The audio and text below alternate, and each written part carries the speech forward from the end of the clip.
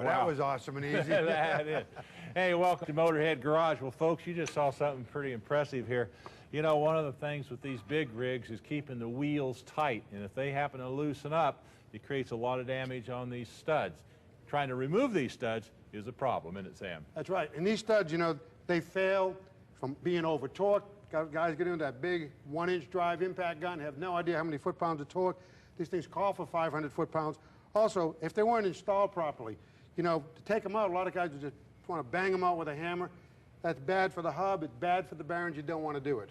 No, well, what we have here is Kirk Jansen here with Tiger Tool has got the perfect tool to remove these studs. Speaking of studs, I'm going to get some. Okay. All right, Kirk, show me this tool here. Now, I just watched it in operation, and that was pretty darn impressive. It could save a lot of time. Yeah, what we've done is developed a tool basically to bring the vise and the press over to the truck. Don't have to remove the hub. Saves your wheel seals, your oil. You don't have to drain anything. It's the easiest way to do it. You've got to take off that hub. That creates a lot of extra work. And then, of course, you got to put the hub on a press those things out, put new ones in. So it takes a lot of extra time. Yep. And can cost a lot of extra money, right? Yeah, absolutely.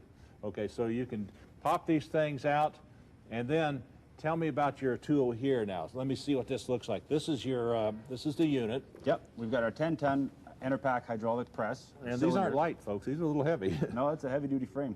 We've got our C-frame casting, very standard design. I've got a removal adapter for this particular hub. It's not flat on the back, much like the drive wheels are. So we have 2 different adapters for that. And then we've got our air over hydraulic pump. It's a Enerpack XA11 pump.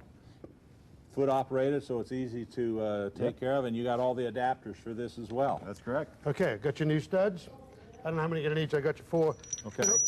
And Tiger Tool makes all kinds of great tools. Here's a manual version you can use with your air wrench.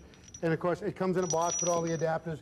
And they make a great set of impact guns. This happens to be a 3/4-inch drive, 850 foot-pounds of torque or more. And you know, a lot of guys also will try to drive these things back in.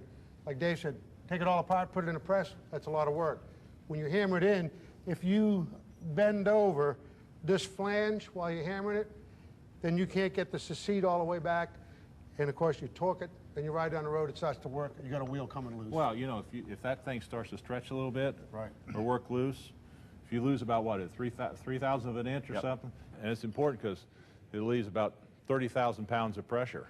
And of course, some guys will put them in there and put a socket and a wrench, use an impact gun to drive it in. You're already yielding the threads, you're damaging the stud, you're not doing yourself any favors. And he's got a good point, he's got a wire brush. Yeah. We'll just clean up the back side of the hub here, make sure there's no, paint or rust. In this case, it's an aluminum hub, so there's no rust.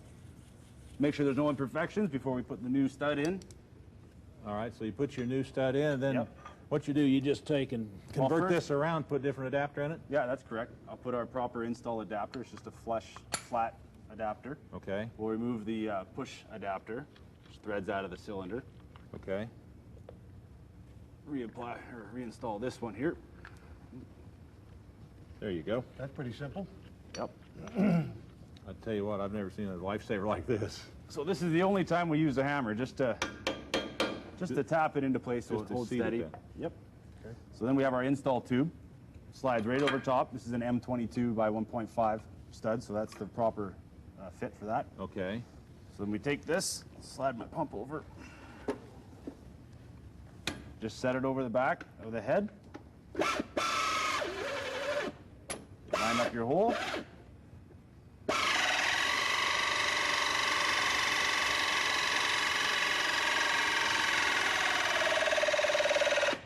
There's 10,000 PSI installed. That looks great. You can change 10 studs in 20 minutes, huh? That's right. Or less. Yep. That's great. Here's some more studs. There you go. Now, what's the rule on some of this? If you have a stud that is bad and you have to remove it and works loose, what's the rule on that? If you have a failed stud, you're supposed to, remove the ones on either side of it, so you're replacing 3 studs. That's what I thought. Yep. Okay, works out pretty well. Yep. And all you need to do is when you put your wheel back on, follow the manufacturer's instructions, lube between the nut and the washer, and torque it properly. That's all you have to do. Yep. And that torque is important. Right.